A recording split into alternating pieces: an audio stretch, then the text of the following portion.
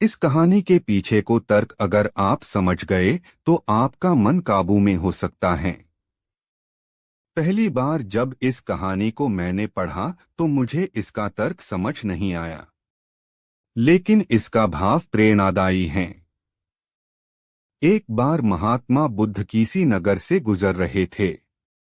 बुद्ध की नजर एक कपड़े के व्यापारी पर पड़ी जो दुखी और हताश दिखाई दे रहा था। बुद्ध चलकर उनके पास गए और पूछा कि हे भंते, तुम इतने उदास क्यों हो? अगर तुम मुझे अपनी चिंता का विषय बताओ तो मैं तुम्हारी कुछ मदद कर सकता हूँ। कपड़े के व्यापारी ने बुद्ध को प्रणाम किया और उनको अंदर बुलाया। उस व्यापारी ने कहा कि जब से मेरी पत्नी की मृत्यु हुई है, तब से मेरे घर पर मेरे छोटे बेटे की देखभाल वाला कोई नहीं है, इसलिए मैं हमेशा इसको अपनी दुकान पर लेकर आ जाता हूँ।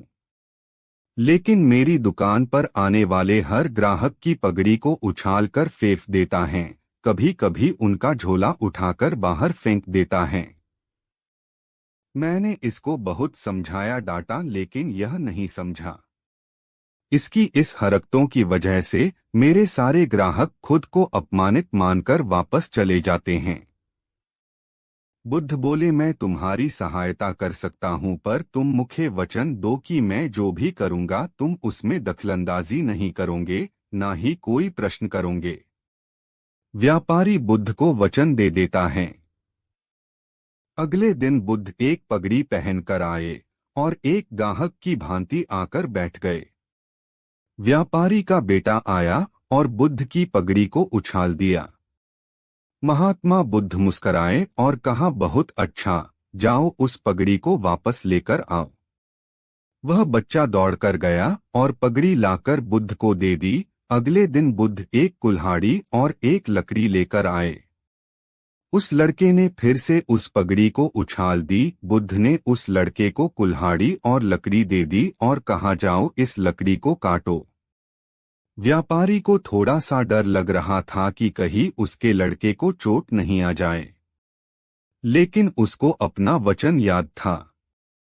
7 दिन तक महात्मा बुद्ध कोई न कोई नया काम लेकर आते और उस लड़के से करवाते। शीघ्र ही वह लड़का भूल गया कि उसको किसी की पगड़ी उछालनी है। व्यापारी बहुत खुश हुआ और बुद्ध को धन्यवाद दिया।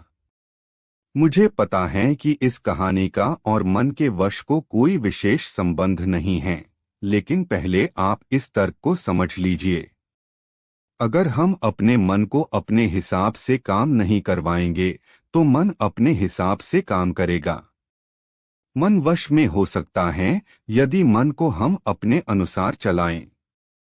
मन 2 तरीकों से, 1, मन अपने हिसाब से काम कर सकता है, या 2, मन को हम अपने हिसाब से काम करवा सकते हैं। बुद्ध से मिलने से पहले उस लड़के का मन और दिमाग अपने हिसाब अनियंत्रित रूप से काम कर रहा था, लेकिन बुद्ध ने उस लड़के को अपने अनुसार काम करवाए, जिससे उसकी आदत ही बदल गई।